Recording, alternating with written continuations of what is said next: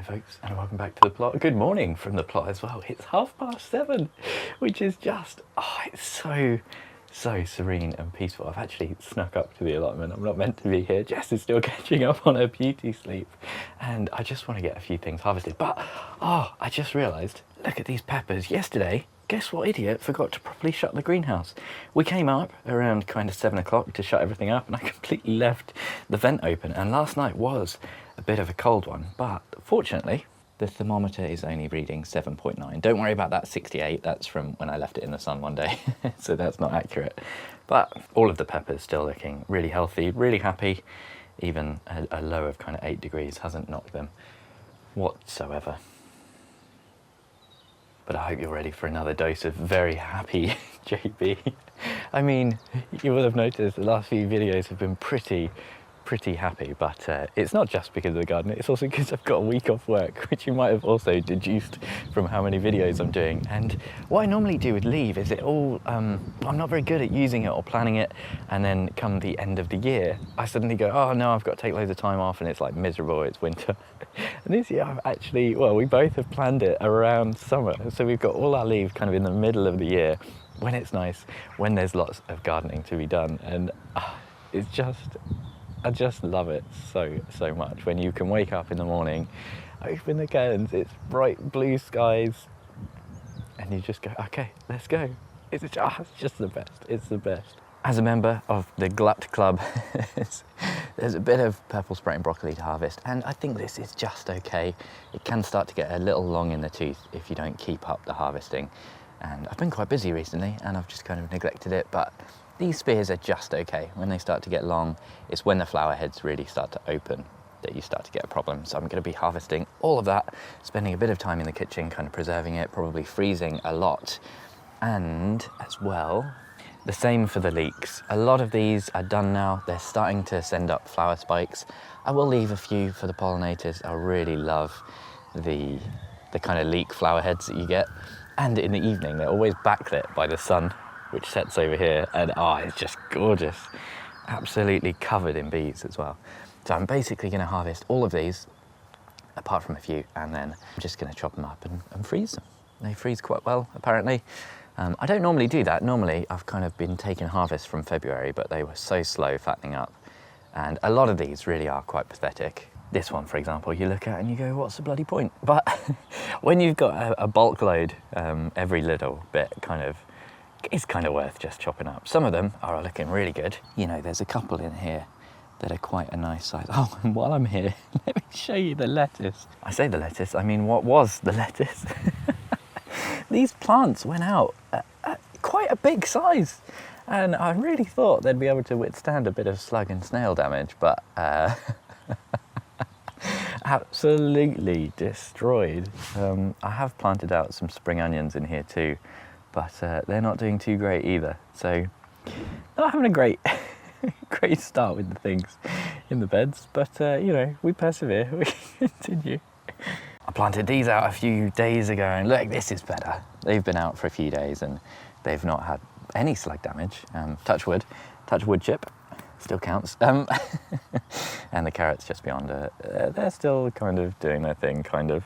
I think what it is, I do this every year, is I start salads up here next to the compost bays, and not only are the compost bays there, which is a real haven for slugs and snails, but also just over here. This is the dumping ground for all my timber, and there's water butts, and there's just going to be slugs and snails galore in here. It's perfect habitat for them. Damp wood is just like, yeah, they love that. So it's just not a great place to try and grow salads, I don't think. You know, I said that we had the week off.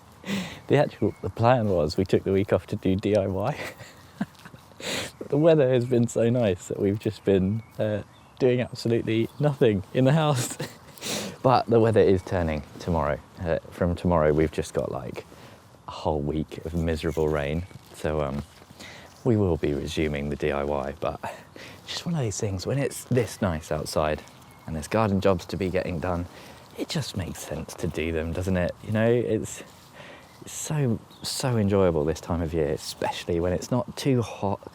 It's just a wonderful place to be. I try not to dig too much when I pull up my leeks, but if you don't dig them at all, then it's quite easy to just snap them. So just like to loosen the soil a little bit where I can. It's clay too, so it's very dense, really holds on to things. I am really lucky, actually, because I never, once again, touch wood, and always nervous saying this on camera, but I don't really suffer, and most of the plots on our allotments don't suffer from allium leaf miner at all. So our leeks are always quite good, quite healthy. Very, very, very lucky. This is just perfect. The morning sun, you know, like, still cool enough that you need a coat. It just feels cozy. This type of activity, it just, I don't know, it just fulfills like a primal part of your brain, doesn't it? This kind of harvesting and growing and everything coming to life in spring. I know we're well into spring now, but I just love it. Look at this one. This is a real fatty. This is a proper one.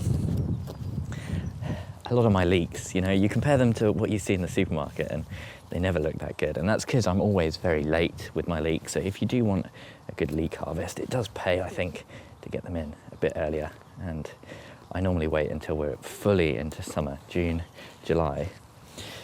And that's one of the reasons I end up with quite small leeks. This year, I'm on it. We're gonna get some fatties this year. Aside for that one, that's a proper one. I wish they were all that fat, but you know, oh, yes.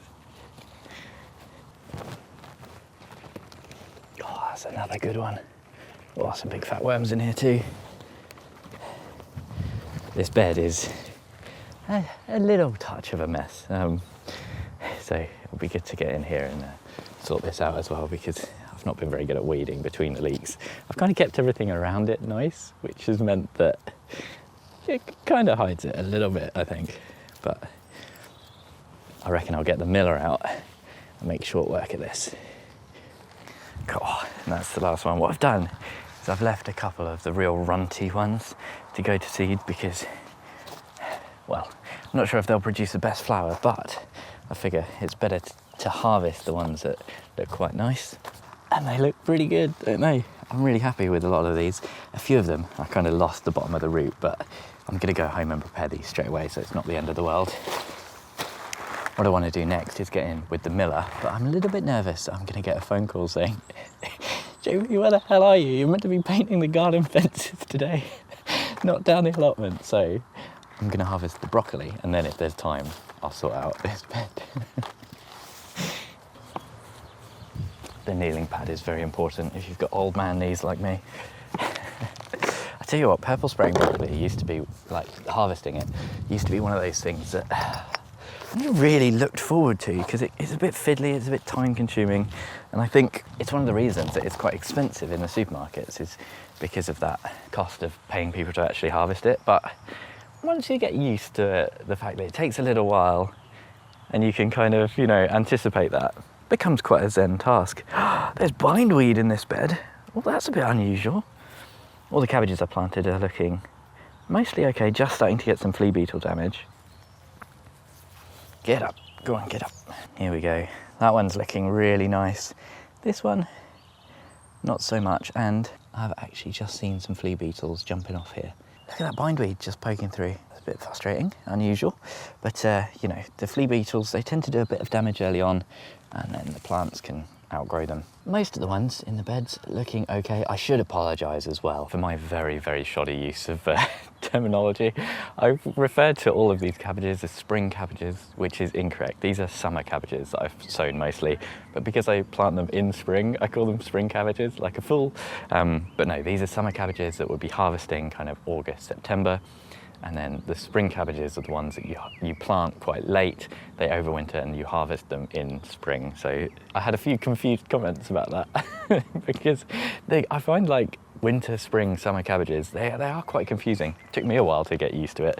And I think that was half my problem with cabbages. I was planting the wrong ones at the wrong time of year. Oh, hey, look at this as well. Yesterday, I was literally just exhausted. I was so hot, so I stopped filming. But I have sorted out the strawberry bed. Look at that.